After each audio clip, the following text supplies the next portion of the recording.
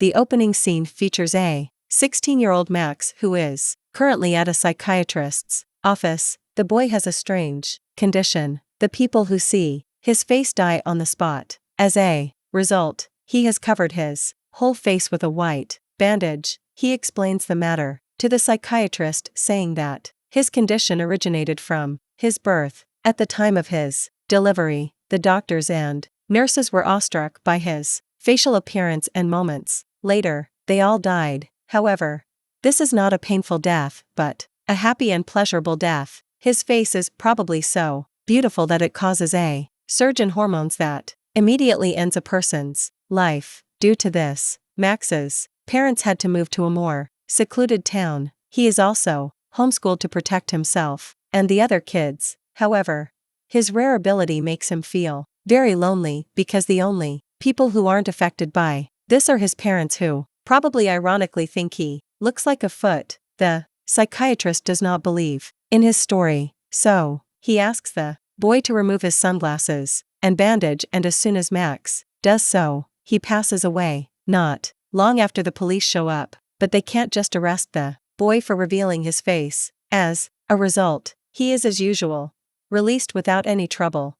Back at home, Max is visited by his only friend, Dan. While having their lunch together, Max's parents ask Dan to sign up for some dating apps for Max so that he can start going out rather than staying inside the house every day. Dating apps won't help with that. Dating apps are later on. Max asks his friend to hit him with a brick and disfigure his face, which might disable his condition. However, Dan claims that it won't be effective, reminding him of how they tried that earlier with a hammer when Max insists his friend punches him hard on his face, causing his nose to bleed. Sensing Max's sadness, Dan sets up a date for him on Valentine's Day. They meet a girl named Erica at a restaurant, but she is clearly made uncomfortable by Max's appearance. In order to break the ice, he gives her a small gift, a self-sewn handkerchief with her name on it. He also tries to compliment her and flirt with her, but the girl seems uninterested. A short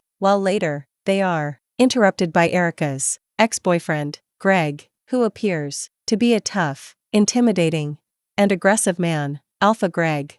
He begins to make fun of Max's appearance and even assaults him physically with no apparent reason. Despite being humiliated in front of everyone, Max tries to meet Erica some other day, but she refuses and walks away.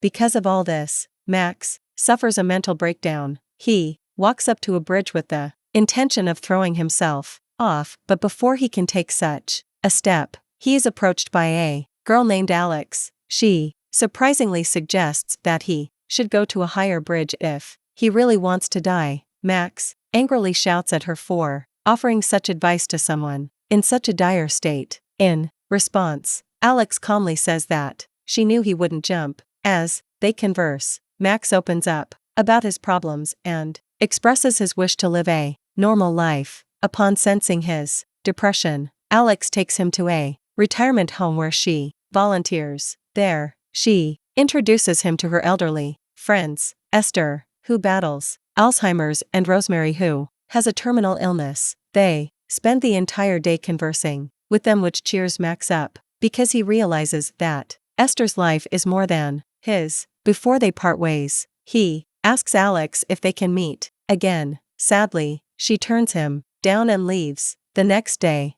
Max confides in Dan about Alex and expresses his longing to see her again. Hearing this, Dan suggests that he go to the same spot where they first met and wait for her there. Heeding his friend's advice, Max sets out and waits for her in a bus stop near the. Fortunately, he sees her again and convinces her to spend more time with him. See, if a girl turns you down, just stalk her. Following this, the duo heads to a store where they buy a lot of candy in order to fulfill one of Max's dreams of swimming in them. They then fill his bathtub with candies and sit in it. From this point onwards, the two start bonding because if they can do something that cringe together, they can do anything. Max then shares his rare condition with her, but she doesn't seem to be affected, unlike others. In turn, Alex also reveals about her rare cardiovascular disease in which her heart enlarges whenever she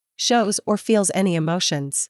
Any emotions. She also shows him how she is wearing a device that monitors her heart every time, but since her condition is currently stable, she says that there's nothing to worry about.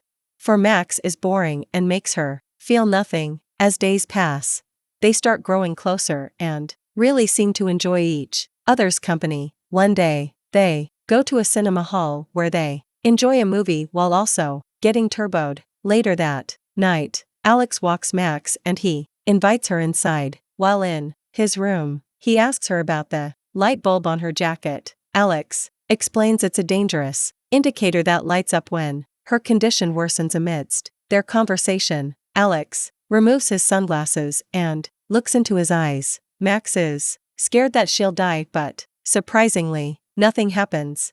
Probably, one has to see his full face to end up in such a fate. Just then, Max's parents return home and are elated to see their son finally having a girl over. Attaboy, son, give her a spank, dear, please. They also introduce an exchange student named Yuzin who will be staying with them until she finishes her studies. They tell Max to befriend her, but he